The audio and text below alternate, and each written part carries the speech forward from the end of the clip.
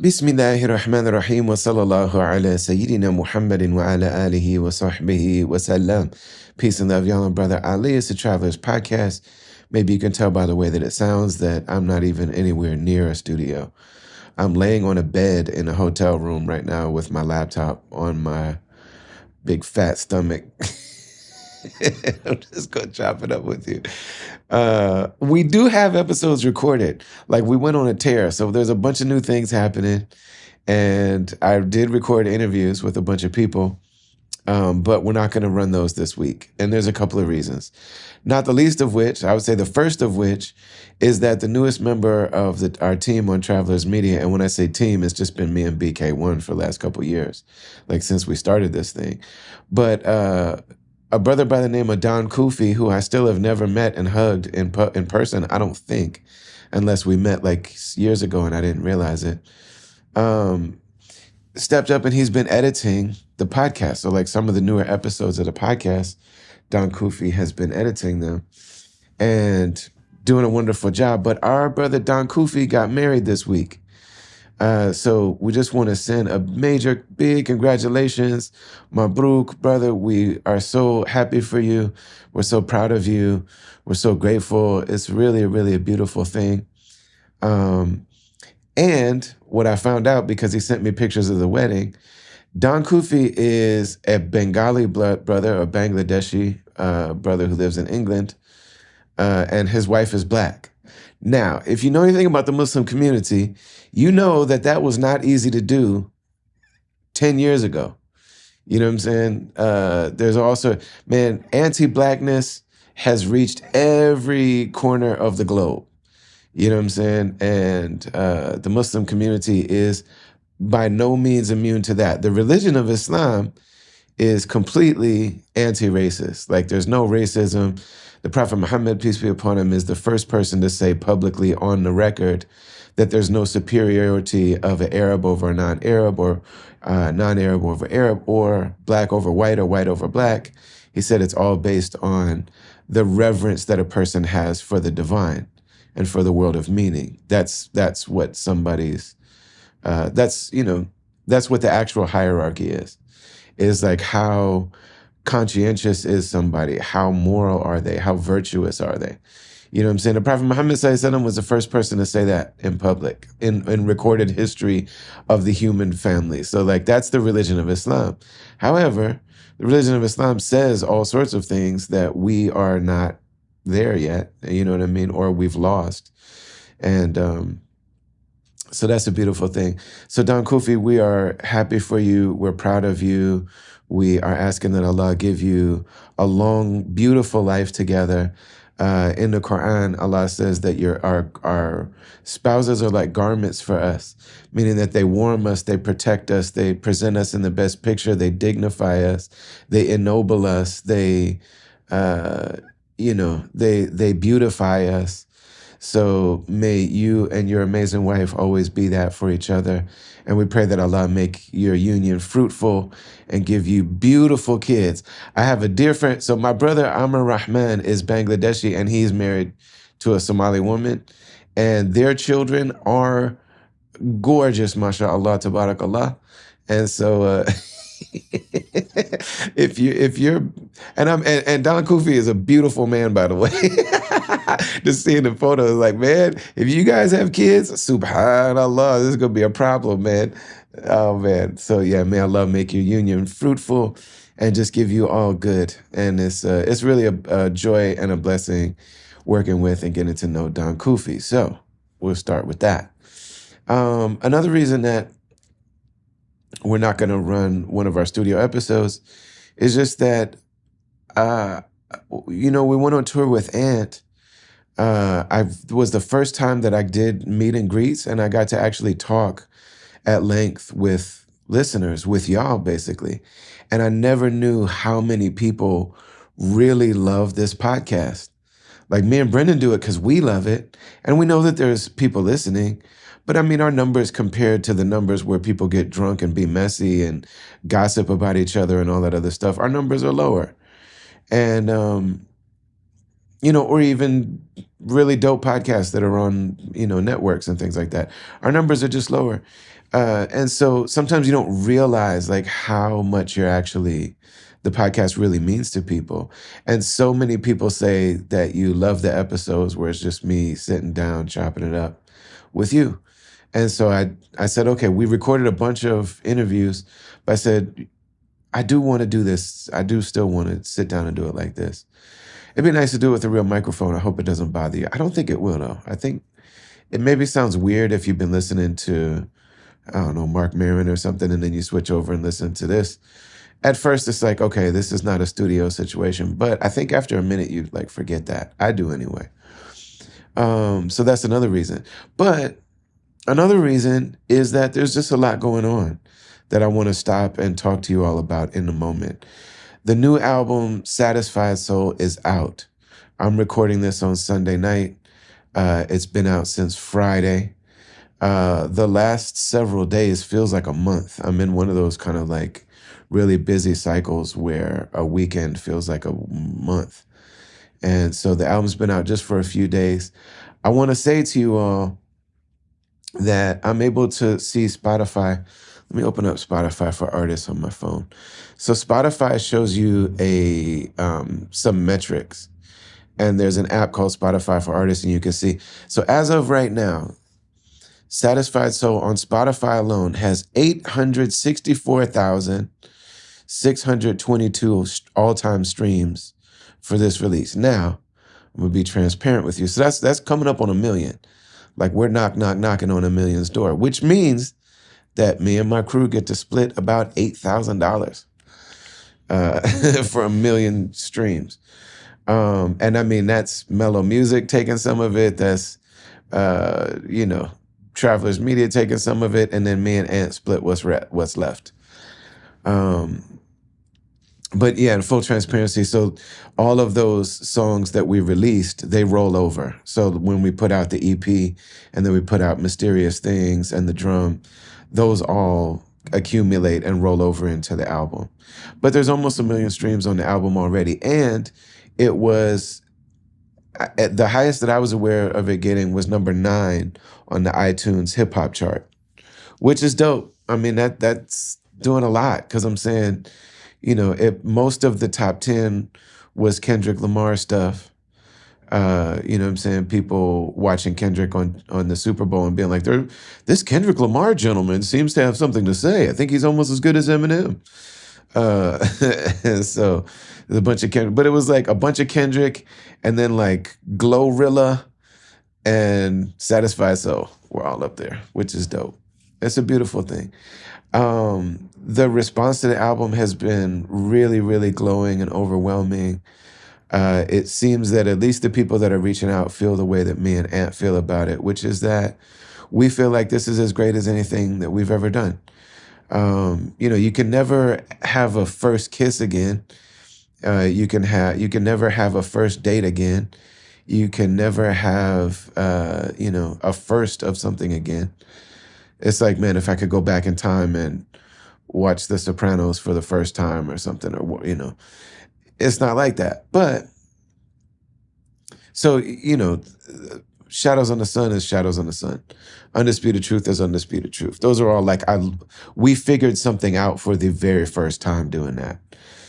But in terms of the music that we've made, this album and the way that it sounds and what I was able to say and what this album means to us is a new opening for us. I mean, we made this album with a tremendous amount of ease. Now, there was a lot of difficulty leading up to it. You know what I mean? Like I always usually tend to go to Ant when I've gone through some major change in life and I'm ready to document that change. And that happened here. And so there was years of really difficult, troubling stuff that I had to heal from. And once we started making the album, that was when I realized like, oh, I've healed. I'm a happy person. I am the happiest that I've ever been. I'm the most satisfied that I've ever been. I'm the most content I'm the most grateful that I've ever been. Like, man, life is incredibly beautiful. And it's just very, very, it's not without trouble. It's not without stress and corniness and all kind of whack stuff going on. But I mean, overall, just the where we're at in life is really, really amazing. Um, so yeah, I mean, the people that are giving response for the album has been really beautiful, and I appreciate it very much. And thank you all so much. Um, let's see, what else can I tell you about the album? So the vinyl packages are really dope. Mellow Music is a partner in this. We finished this album on our own. It's not like we went to a record label and got permission and a budget to make an album. We made it on our own. Me and Ant made the music, and then we got it mixed and mastered. Joe Mabbott, that has mixed so many of me and Atmosphere's music and a lot of the music that Ant has done. He mixed this one, and then we got it mastered. B plus, if you got a chance to check out those episodes with B plus. If you didn't listen to them, go back and listen to them. B plus came out to Istanbul, and we did the photos, and then Brent Rollins, which is the episode that ran last week, did the design. So we did all of that on our own, and but I knew that we needed help releasing this album because we tried to do the Love and Service album together, and it didn't go very good. So I reached out to Merce, and I was like, "Hey, can you recommend somebody that maybe we could partner with?" And he recommended Mellow Music. So we sat with Mellow and just had a very straightforward conversation. He asked, "What do you want the deal to be?" And I told him exactly what we wanted. He said, "Okay, let me write it up just like that." He wrote it up in plain language, and we got to work immediately. So Mellow Music. So yeah, the album Satisfied Soul is streaming everywhere. The full album, 17 songs. The cassettes are available now. The CDs are available now. The vinyl ships next month in a couple weeks. It's just a couple weeks away. Um, and there's three different levels, or like three different variants or packages, like options of the vinyl. So there was like the top tier one, the deluxe autographed limited edition one. Those sold out. And then they have like an OB strip, and I actually just sat and signed hundreds of those OB strips the other day in Seattle. And I'll tell you about this press run that I'm on in a second. But I signed all of those. I think my brother Gabriel Chiodros put those in the mail. GT put those in the mail to Mellow Music so that they can package them up so that those will come signed. But those are gone. Also, that one comes with, it'll come with the 18th song that me and Ant made, but we didn't put it on the album. It's called Refugee. So that song there's like a separate piece of vinyl that you get for that. But there's still another deluxe version that's this like crystal blue kind of color. It looks super ill. And there's all sorts of different things with the art. The artwork for this album is really detailed.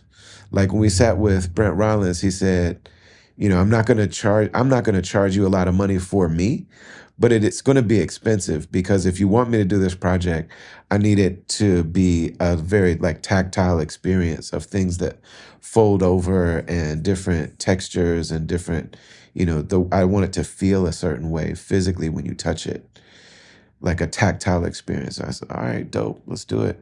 So there's like a medium level one, and then there is also, that's deluxe. I mean, it is still a deluxe version.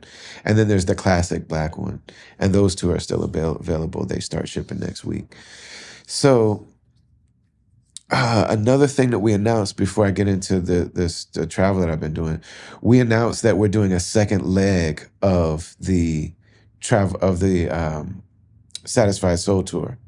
So we did the first leg with Ant. That was mostly the West Coast. We ended in Minneapolis. We had a couple Midwest shows. And people were saying, why don't you come here? Why don't you come here? Why don't you come here? And so I said, okay, we got to figure out how to do another leg of this tour to hit the eastern part of the Midwest, the East Coast, and some of the South. I'm not going to be able to do everything. There's just not enough time to do all of that. Also, our audiences are smaller. So like even these East Coast dates, I don't know why people on the East Coast just don't come to shows like that. Like I was just telling you that I can see these like metrics for stuff. When I look at my top cities on Spotify, when I look at my top cities on Instagram, New York is always very near the top. And I don't know why this is. So like top 5 cities will be like, Denver, Minneapolis, Chicago, Seattle, New York. And when I go to all the rest of those places, there's a crowd there that wants to come see it. When we go to New York, for some reason, there's just people don't come. And the East Coast has become like this in general. And I'm gonna tell you, the only thing that makes me sad is that the fact that like I love the East Coast. I love being on the East Coast. I married a woman from New York. The weather and just the vibe and the walkability and the public transportation is part of why I love Istanbul so much, is it kind of feels like an East Coast city that's also Islamic, There's like, but it has that vibe to it. Um, and to a certain degree, the Bay is like that. Like I lived in the Bay for a little bit, and to a certain degree, they got the BART and you can walk. Like sometimes we would walk from Berkeley to Oakland. Um, so it does have some of that. You can go out in Oakland and like walk, or at least you could when we were living there. I don't know what it's like now, but yeah, but the East Coast just the numbers have dwindled so much. And I don't know what that is. I don't know why that is. I will say this, and I don't mean to disrespect any hip hop artists on the East Coast, but the East Coast in general are not known. East Coast rappers are not known for having a good stage show. I mean, that's just true. The West Coast are phenomenal. The Midwest are the best. I'm gonna say it. I believe that the Midwest, we have the best live stage shows. When it comes to MCs rapping on stage, I'm gonna say it's me and my friends and Tech Nine and Common. And I mean, we in the Midwest, we're very, very good at performing on stage. And but on the East Coast, this is not the way. There's exceptions. You know what I mean? There's exceptions for sure. Like there's people you can go see on the East Coast. I mean, you go see Mr. Liff and Acrobatic, and I mean, there's a lot of people that are super ill on the East Coast. But for the most part, you're gonna see a bunch of dudes on stage just standing there, yelling at you. They don't finish their lines. You know what I'm saying? Like a lot of East Coast dudes can't make it all the way through their verse. They leave a bunch of lines out. It's just hella normal. There's a bunch of dudes on stage.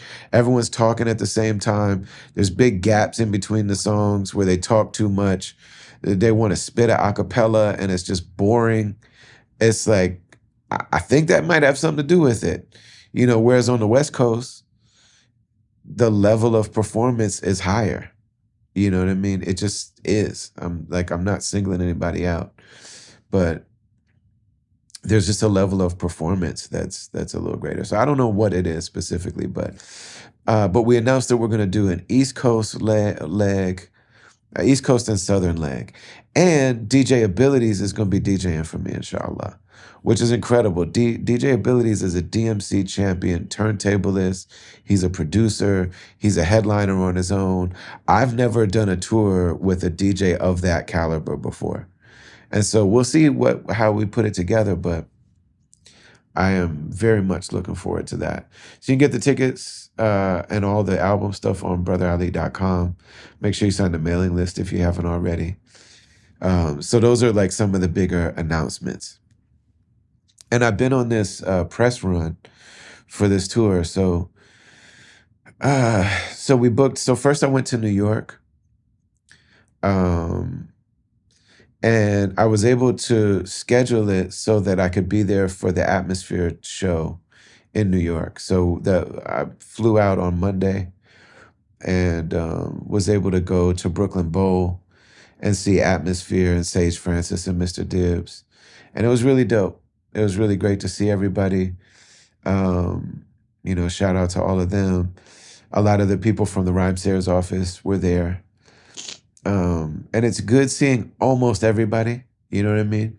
There's like one or two people that we never really kind of like patched up the relationship. And that's very strange for me because, I spent before I decided to go on my own, I spent a lot of time there trying to talk through the things that weren't working for me. And so I put a lot of hours, I poured a lot of hours and energy into trying to communicate. And there were folks that I just felt like weren't hearing me or didn't understand, or maybe my style was too abrasive, or, I don't think I was asking for anything too crazy, but it was tough. Like there was like a year that I was in there every week because I was really trying to salvage that and see if we could, what could be done. And so then when I made the decision to step away, there were people that either felt awkward or felt betrayed, or I honestly, I don't know, because now those people don't speak to me. And, you know, and it's a situation where it's like, it's not a scandal, it's not beef, it's not anything like that. But there are feelings, like there are people involved that were together on stuff for 20 years, and so it's just interesting that it started with me feeling really upset with the way that things were and expressing it and asking and trying to be creative and problem solving and da da da da, without much response on their end. And then when I decided to step away, they stopped engaging me completely. At least that's the way it seems to me. So that part was a little not, that was a little unfortunate. Because I think I didn't realize like that these people aren't speaking to me. Um, and I've had that happen a few times lately, where like there are people who, didn't say to me, like, these are my issues with you, and give me a chance to answer them. Like that's one of the things that I really believe in is like, hopefully we can learn to do it with love, and we can learn to do it wisely, and we can learn to actually give people space and not just, go in and berate people or degrade people, but to really give the space to say, I have some tension with you, and I want you to hear it because I want you to have the opportunity to address it or change it or clarify it or correct me or something. But like I'm feeling away, and I want to have that conversation with you because you matter to me, and this relationship means something to me. And so, yeah, so that part was a little unfortunate. I just realized, like, in the last couple of times I've come to America, I've realized, like, oh, so and so just isn't speaking to me, and I don't get to know why.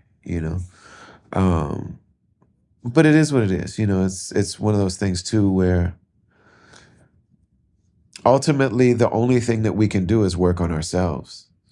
Like that's really all we can ever do. It's the only thing we can do. It's like people ask me all the time, like, how can we work on our marriage? Well, we can try to communicate better. We can try to make space to just focus on each other and be present with each other and things like that. Ultimately, the only way to work on your marriage is to work on yourself. The only thing that we can really do anything about is ourselves. So it's like I just keep, working on self and investing in self. And yeah, and it's interesting. I will say that with especially there's two people that I found out in my last two trips, like, oh, you don't talk to me anymore. I did switch up on them. I did change the dynamic of the relationship.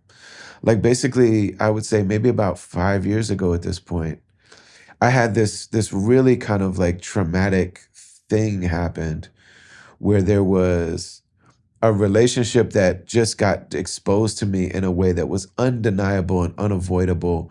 It was not something that I could ignore. Like I had to confront a very imbalanced, not sustainable, toxic relationship that I was in. And it was like the most exaggerated version of a pattern that I've had in my life. And I ended up talking through it in therapy, um, and basically realizing a lot of things that I've talked about a little bit on the podcast. But essentially, the like with what my experience was when I was young, I had this feeling that like it should never be taken for granted that I'm a valid person, which sounds crazy because I get on stage and you know what I mean, and I make all this art and all this music about me and my feelings and all this kind of stuff. But in terms of, you know, does the world see me, my family, my peers, my environment, like I might feel like a person or I might not. It's never guaranteed that I'm going to feel like a fully valid person. And so, but I didn't necessarily realize that I was still carrying that. And then I come into all these relationships where certain people, if I admire them, if I look up to them, if I see good in them, if they if they even would entertain like a conversation with me or like allow me to be in their life, I was so grateful for that. And I was so yeah, grateful that just like for that validation, you know, that I would just show up and I didn't want anything else from them. You know what I mean? So I had like a lot of really unsustainable, imbalanced relationships that weren't reciprocal, you know? And and for these people, I showed up so completely and thoroughly for them and with them. And in my mind, so that if you listen to the song called Mysterious Things, that's what this is about. In my mind, I never asked you for anything back. I would have followed you to hell and back. In my mind, I never asked you for anything back. I came at you with love, looking for mercy. It was never your fault. The world made me unworthy. I showered you in admiration, was fascinated, not exaggerating at all. My God, you're that amazing. Decades later, I peeled back the layers, actually traded in loyalty for your validation. You never asked to be a father to a grown-ass son, can't vouch you for the fact you never acted like one. I demanded the one thing impossible to give. So it's like in my mind, I'm like, I'm not asking for anything from these relationships. But what I was actually asking without realizing it was validation. And nobody can validate somebody else. So what I really wanted was a completely unfair thing. You know what I mean? But it also wasn't real. Like you can't validate me. Like I have to, if I'm gonna have a sense that I am a valid human being and that I'm worthy, then I'm gonna need that's gonna have to come from within me. It can't come from outside by nature of what it is. Like somebody else can't validate me. I have to feel valid. Either I do or I don't. Or there's like either it's solid or it's not. It's flimsy. So it's that. And so with these relationships and with these two people in particular, it's like I was one of the only people to be that close to them because of the fact that, you know, so they are how they are. A lot of times, like these particular people aren't people that have like close, intimate friendships. So in a lot of ways, like I was the closest one to them because I would show up in this like really kind of like just pouring into them everything, no expectations back from them in terms of them actually uh, you know, in terms of like the operations of a relationship, in terms of like, what do you actually do in a relationship? Nothing. You know what I mean? You don't have to do anything. I'll do it all. You know what I'm saying? You don't have to communicate to me. You don't have to show up for me. You don't have to do anything. And they didn't. Like they really didn't. You know what I mean? Or maybe they did in the ways that they were able to, you know. And then at some point, so I had this kind of like this kind of like awakening to this maybe like 5 years ago because I had a situation where that was so exaggerated that I couldn't ignore it. It made it clear to me. It like snapped me into focus and made me realize like, yo, oh. And I remember telling my wife, I said, this is going to change me forever. And a lot of my relationships aren't going to survive this. You know what I mean? This realization that I had, and I needed to talk it through it in therapy and stuff. But like this realization I had, and so some of my most of my relationships like either needed to shift, or a lot of them, a couple of them just stopped happening at all, and then some of them didn't need to shift. Like there are a few people in my life that did not require me to be this imbalanced thing. So I'll say Ant was like that. Ant didn't need to shift at all. I still put him on a pedestal, but he didn't need to be there. That was not a, he wasn't like carrying the other end of that couch. Like he didn't need that to be like that. Also, my spiritual mentor, Dr. Omar Farouk Abdullah, not Dr. Omar Abdullah Johnson, he didn't, that same thing, like that didn't need to shift really, because these are healthy people that don't need my unhealthiness to pour into them without reciprocating it. They do healthy reciprocal relationships. That's what they do. You know what I'm saying? Or at least that's what they were doing with me already. So some relationships did need to shift a little bit. And and another one is BK. Like Brendan, it was always an equal like partnership. Like it was always like we're equals. I never put him on a pedestal. You know what I mean? It was always that. So some of these relationships needed to change. Some of them didn't. Some of them did change, and then a couple of people, it's just like, man, they, the way that I see it now anyway, is that they weren't able to be reciprocal with me. Like that, just they weren't able to do that. You know what I mean? And so in their mind, I would imagine. I mean, they stopped talking to me, so I don't know. But like, I would imagine that it's like, yo, you changed your whole thing. For all these years, you were so gun ho about this, and then suddenly you flipped up. Suddenly you're not happy with the way things have always been. I never promised you anything different. You know what I mean? Suddenly you're unhappy. Suddenly you're whatever. You know what I mean? So, that happened a little bit at that atmosphere show. But very happy to see, very happy to see so many of those people. Really dope. And shout out to Sean Evans from Hot Ones. I finally got to hug him in real life. We've been communicating for a long time. He's on the podcast. He was on the podcast, and man, he came out. It was so dope seeing him. And yeah, it was just really beautiful. And it was beautiful seeing. I did not get to see Mr. Dipset because I flew in from Istanbul the day of the show, and so I went to the hotel, showered, changed. I think I laid down for a couple minutes and then just went straight over to the show. I missed Mr. Dipset, but I did get to hug Dibs, and that was dope. And I saw Sage do his thing, man. And Sage Francis is such an amazing performer. Like, man, he's so engaging, and it's just him on stage by himself. And I was just watching him like, man, that's ill. Like I love having a great DJ, but there's part of me that's like, man, I wonder if I could do that. And I have done it a couple times. But yeah, man. And then he went and worked his own merchandise. And so I got to hug him and see him. And that was beautiful. Got to spend a lot of time with Ant. I did not get to hug Slug and Bill, plain old Bill. But I love those guys. I wasn't able to, because it was just, hustle and bustle and busy and hectic and all that stuff.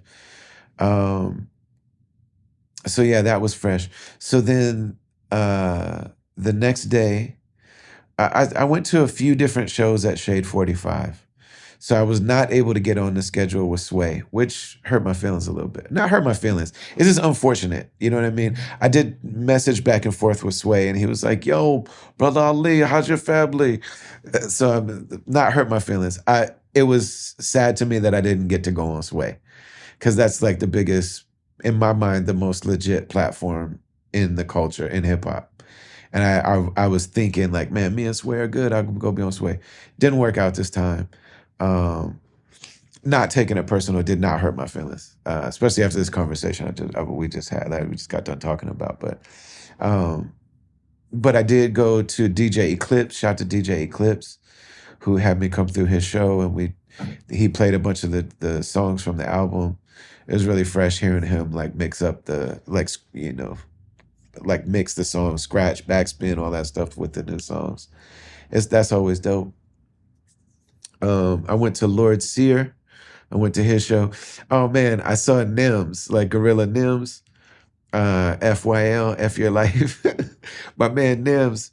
And like, a lot of people probably saw this post, but Nims is known for roasting people. Yo, don't ever disrespect me looking like whatever, you know what I mean? Yo, bing bong, don't ever disrespect me. Yo, F Your Life. That's like his thing, you know what I mean? And so I ran into him at Shade 45, And I knew from the last time I saw him that he was in the process of converting to Islam. And so I saw him and he was like, yo, I said my Shahada, I converted. So that was a beautiful moment. And I was like, yo, man, would you roast me? And he's like, dude, I don't even know what to say. He's like, yeah, I guess. You know what I mean? So he did it. He was like, man, first of all, that jacket, you look like an albino, whatever, melting in the sun.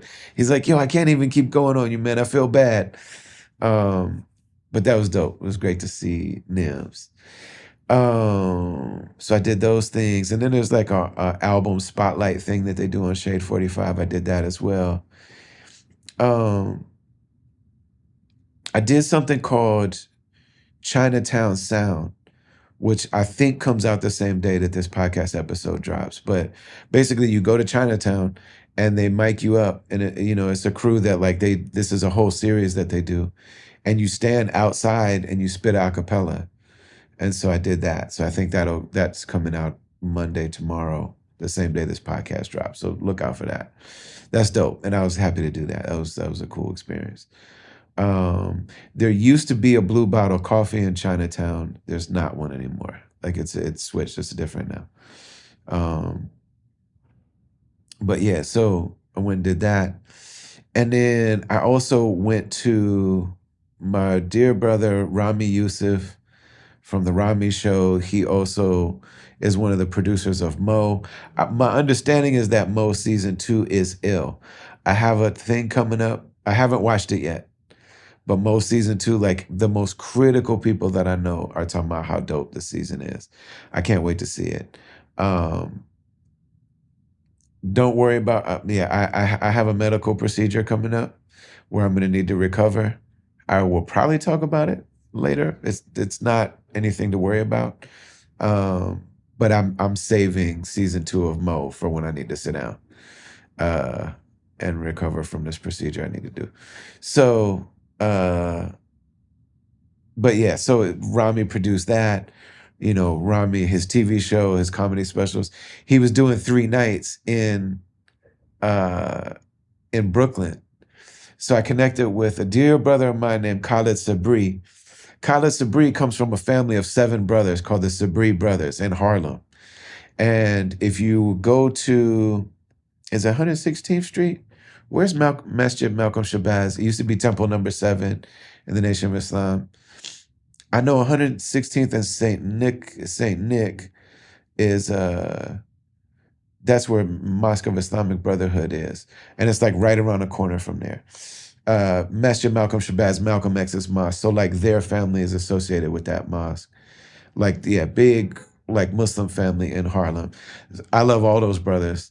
But my man Khalid is like, that's my dude. He's the artist. Amazing, like painter, designer. If you look it up, it's Ka, like short for Khalid, like KHA_T's, because he does t-shirts. But man, that's my dude. I love that brother. I love that brother. So I hit him up and I was like, yo, I'm gonna go to the Rami is doing comedy. Like, do you want to come? So he's like, yeah. So we went over to Brooklyn, went to the show. The show is dope. Like, I think he's preparing for another comedy special. And it was really dope. And it was really beautiful to be in there with a bunch of Muslims. And not only Muslims, a bunch of everybody. Everybody was up in there. It was a very diverse crowd. Black, white, but there was a lot of Muslims in there. And it's just dope whenever you're like part of a community and you go to like a cultural event for that community. And there's like a shared language and just certain understandings about stuff that are just, it's really a beautiful thing. So yeah, so went in there and saw Rami. And I mean, it was just, man, he's dope. I haven't been in a room when he was doing stand-up in years. It had been several years since I saw him do stand-up. And it was flawless and dope and beautiful. And he's just such a beautiful person. You know what I mean? And he's a few years younger than me. He's like maybe 10 years younger than me, I want to say. Maybe more. How old is Rami? So I'm like mid to late 40s. I think he's like early 30s, maybe. I don't know. I got to check how old he is. But man, he is somebody that gives me a good opinion of his generation, of like his age group. And like that audience in there, I was like, man, these people, and I was trying to talk to Khaled about it. Like, man, this generation is thoughtful, they're sensitive, they're in tune in ways that we weren't, you know what I mean? Even at that age. And even though that was like, we're like 10, 15 years, that's like 10, 15 years ago or something. Um, but it's just beautiful. And I mean, I love it. So we went to the show and then got to kick it with Rami. Man, Rami told me this wild story that I can't repeat, but it has to do with Rami wants me to act. And so and he's somebody that can make it happen. So he's like he keeps trying to like write a part for me in all these like TV and movie things that he does. So inshallah it will happen. I want to do it. I used to act when I was in school. It was like one of the things that I love to do. So like I from the time I was a little kid, I would do theater. It's like one of the only things in school that I could really feel good about. And so yeah, I did theater stuff. I never was like a big theater, you know what I mean? Like it never was like my identity, but I did theater. And so yeah, he's always trying to write. So anyway, he was telling me this story about how he tried to write this wild thing for me in like a big production. And don't want to go into details, but it involves one of the biggest stars in the world, Rami, putting this guy on to my music and this dude becoming a fan of mine. So Rami was just telling me that like one of the biggest celebrities in Hollywood is now a huge Brother Ali fan. And so he's like, so at some point I'll have to introduce you. And I'm like, oh, that'd be dope. That's cool. But it didn't work out. Like it got shut down. I don't know if it's gonna happen or not. You know what I mean? But man, I love my man Rami for just thinking, just for being like, yo, you need to be on screen. You need to be acting. I'm like, dude, word, let's do it. I'm down, you know. Um, I actually did have somebody approach me, a very like legit producer approached me about doing a TV series about my life. And we talked about it, and as is the case, I haven't heard from him since we talked about it. It's weird because I'm in LA now at the same hotel that I was at when I was talking to them. So it just reminded me of that. So anyway, we went and saw Rami. And then I went and I shot something called On the Radar, which is like, it's like this green background that says On the Radar, like all lit up. And people go and like perform their songs. So I did Immortalized from the new album. And I also did Uncle Sam, goddamn. They wanted like a new song and a classic. So I did those two. So that's dope. Then I'm trying to think if there's other thing. There's got to be something else I did. Oh yeah, WNYC. So WNYC is like one of the old school, like traditional, legendary public radio stations in America. There's a few of them in New York. You know, BAI is one of them. But yeah, man. So me and Ant went in and did a performance, and we're interviewed and all that kind of stuff. Ant stuck around so we could do that. That was dope. Got to spend some time with Ant. Um, Man, it's this. There's something when you're just delighted to just be with a person. Like I'm happy to just be wherever Ant is. Um, it's really dope. And then our brother Alex that I've mentioned. I think I've mentioned him on the podcast before, but Alex is a dear friend of ours, and I got to see my cousin. You know what I'm saying? Shout out to my cousin Joe Reed, my cousin through marriage, and my wife's cousin. But man, I love that brother, man. Um, yeah, so it's dope. All of that New York stuff, man. I ate a lot of pizza when I was in New York. You can't get good pizza in Istanbul. I mean, forgive me, Turks. Your pizza game is not strong because they got their own thing. So they have something called pide, which is great, but it's not pizza, and it's definitely not New York pizza. Some about Istanbul, they don't really get the sauce thing right. The bread is cool, and the cheese is good, and the toppings be good, but there's just that sauce isn't right. You gotta get that sauce right. So I went to New York. I just ate a lot of pizza, which is like I haven't been eating like that lately. And it started out this whole trip I'm on, like, man, I am not on my square in terms of like what I'm eating, man. And it's related to this whole other. I got the medical thing going on that I'll talk about later, but it's nothing to worry about. Don't worry about it. Um, but man, so yeah, did that, and then I flew to Seattle, and in Seattle on release day we went to KEXP, which is another one of the big, independent like public radio stations. My brother Gabriel Teodros DJ'd for me. Teodros, which is, I mean, that's my dude. Like, man, that was really beautiful. Um, and then the brother that I know by the name of Geo goes by Prometheus Brown. And he did actually conducted the interview. Last time I was there, it was a brother that I knew as Larry Mizell, which I thought was like interesting that he had the same name as Larry Mizell, the like legendary record producer. Um, so again, what I'm talking about now for context is KEXP in Seattle. I'm sure you've probably seen online. It's not as popular as like Tiny Desk at NPR, but they do have in-studio performances. It's a series and it is very popular. I did it back in the day in like 2012. I did it with my band when the Morning in America album came out. So, I've done it, but we went and did that.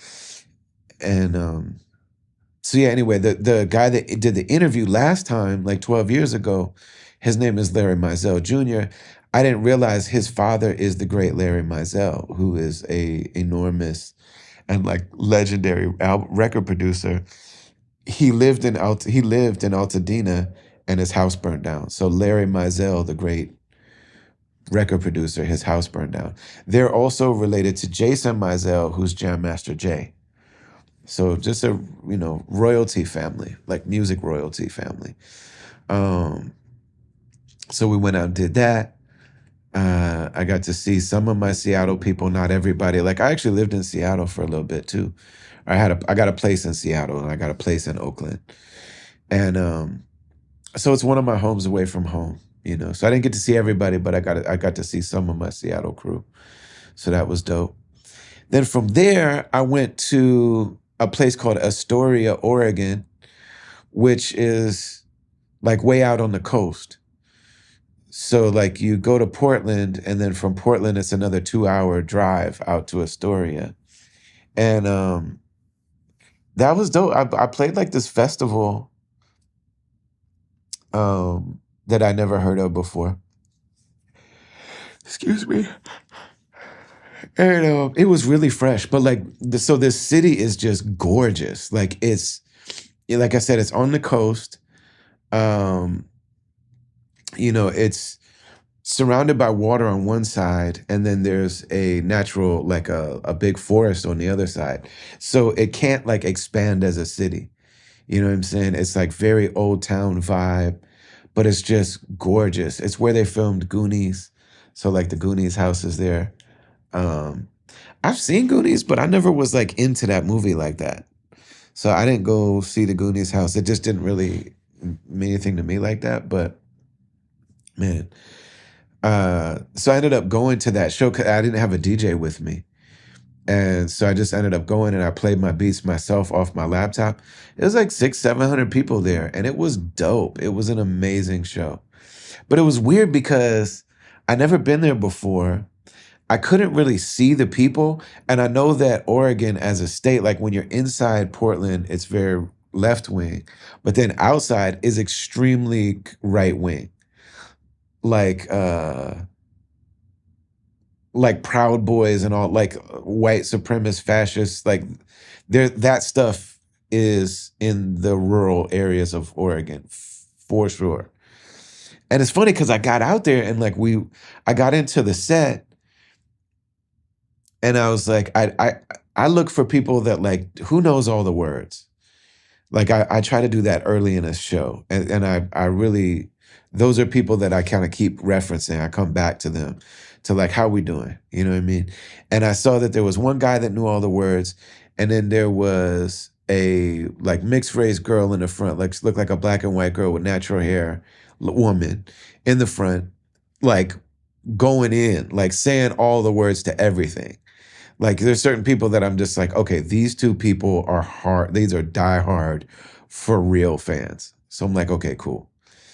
But then we got to like I did like Morning in America and Uncle Sam Goddamn and all that stuff. And I'm like, damn, I haven't performed these songs not like this at a show that wasn't a Brother Ali show. So I did the tour, and like everybody that's at a Brother Ali show in 2024, 2025, they all know. Like this guy is all about Malcolm X and James Baldwin and Nina Simone, and like he's Muslim, and you know what I'm saying, it's pro-Palestine, it's that. Anybody that's coming to the show nowadays knows that. But I hadn't done a festival because I still do all of my messages no matter what stage I'm on. I think that's my duty to do that. Like I believe it. You know, other people don't have to agree, but that's what I do.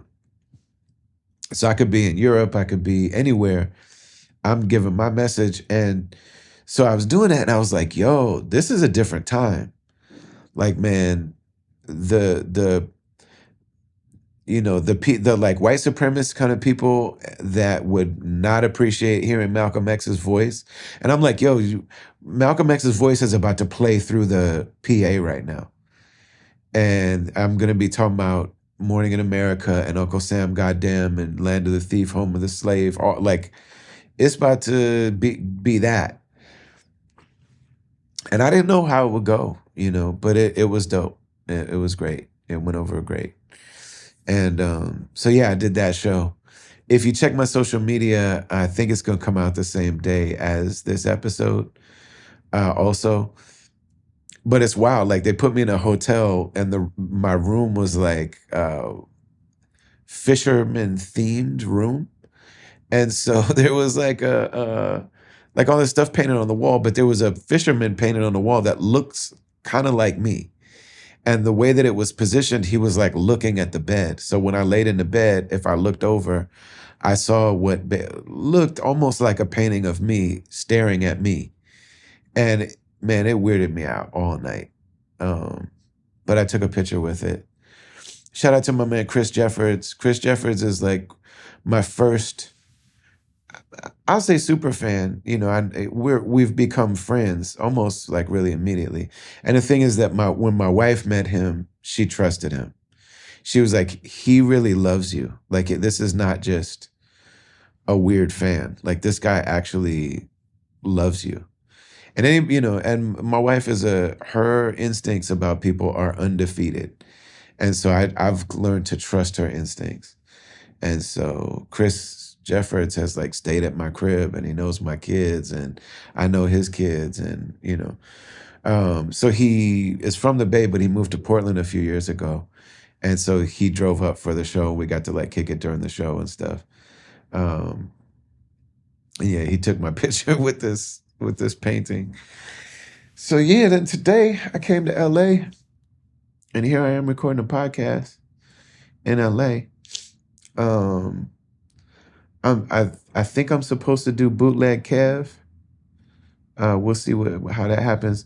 I think it was very hard for them to put together stuff in LA because they had the flood, the fire, and then they had floods, and it's just very like challenging.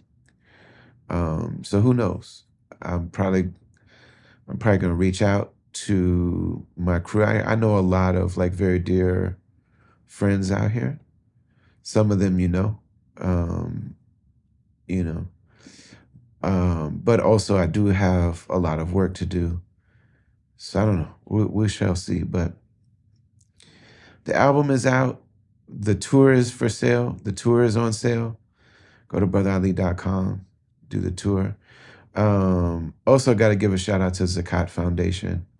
Always. You know, Zakat Foundation is from day one, they support what we do. zakat.org. Like go there. Just put $5 on something for me, please. Just go put something on Zakat Foundation. Ramadan is coming. I I like to I like to stay in Istanbul for Ramadan. Last year we were able to spend the last third of Ramadan in the Gambia with our primary teacher. And I just don't think that I want to spend that money.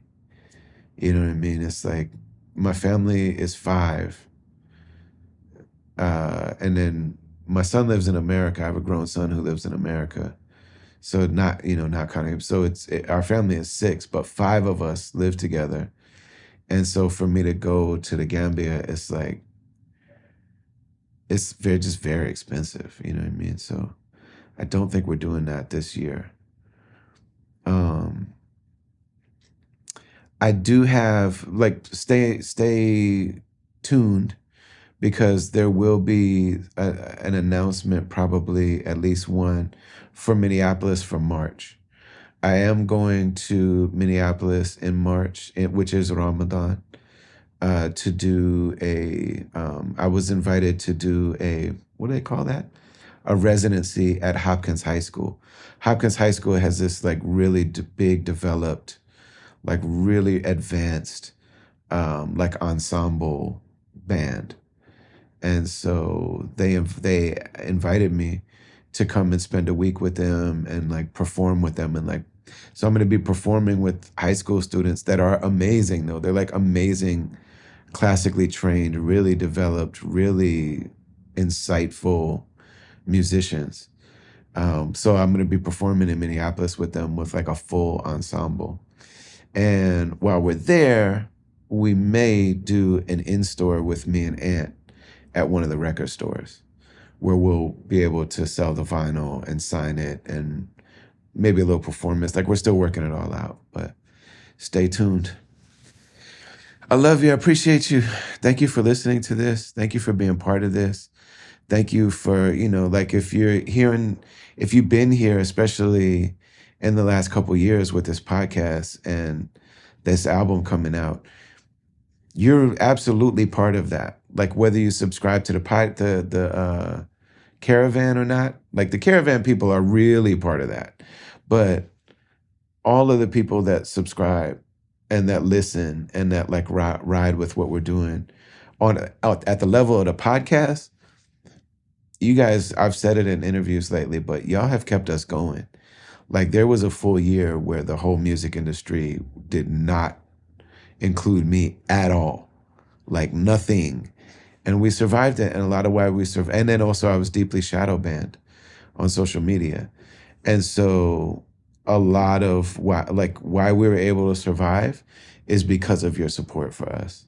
So this album, partially, you have a role in this album being a possibility and the fact that it happened. And so I'm very grateful to that. I love you all. I'm gonna wrap it up. We got episodes already recorded with Mello, the head of Mello Music Group. So you get to hear him. I got one with DJ Abilities that me and Abilities did. That's a long episode, man. Don Kufi is gonna have a hell of a time trying to edit that joker because me and Max, DJ Abilities, we just talked and talked and talked and talked and talked. But yeah, a lot of folks that we want to talk to very soon. And definitely looking forward to Ramadan. We love you all. Stay strong. Stay strong. One of the things that people ask me all the time is like, what do I do about how uncertain the world feels? Love and service. Love and service. Find somebody to serve. Serve somebody a meal. Serve another person. Find a person that needs some love and just give them some love. Find a person that needs some service, give them some service. Find a person that needs some food, give them some food. You can't change the world, but you can change somebody's world immediately. There's somebody that if you gave them $20, their life is very different in this moment. You know what I mean? There's somebody, you give them a plate of food and it's like, you've done a lot. Some people, you just ask them, how are you? And then just like really shut up and actively listen to them and try to feel what they're feeling and just to really be present with a person on a heart level. Like, man, those things change somebody's world.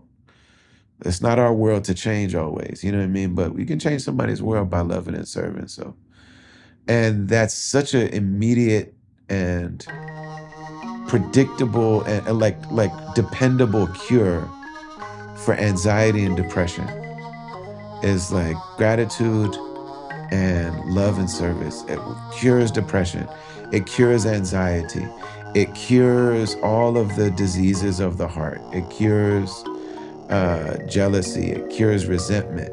It cures regrets. It cures all of that. Yeah, love and service. We appreciate you beyond words, and we will see you next week. Talk to you next week, inshallah. Assalamu alaikum wa rahmatullahi wa barakatuh.